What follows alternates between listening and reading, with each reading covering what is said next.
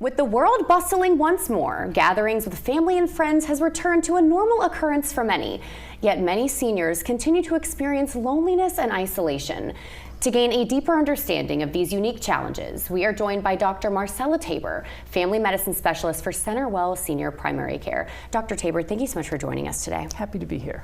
So I want to ask about the common signs that you see when a family member is having those feelings of isolation and loneliness. Sure.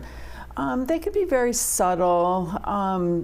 You may notice a change in their overall grooming, their overall wanting to interact, their overall mood may be a little bit lower, their appetites may change, just some of those subtle changes that can be hard to pick up over time. Yeah, and now these feelings, can they also lead to illness? They can. There's increased in depression and anxiety, worsening of chronic illness, even dementia too can be included too.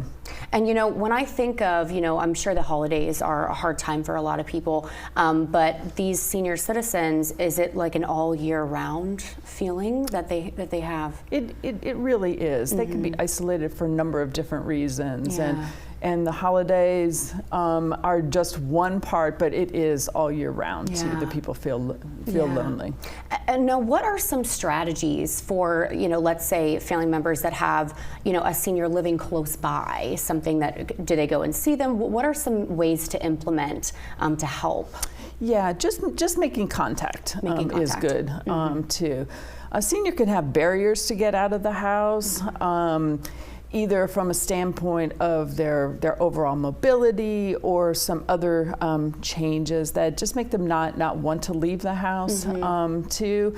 But it is good to engage with them, get them to join whenever they can, to pick up a phone and call. Engage. Many seniors are able to use electronic devices, more so than you realize. A simple FaceTime, a simple text. And hey, how are you doing? And post-pandemic, I feel like that was kind of a normal that we all had to adjust to. Is making sure that they had the resources to talk to us.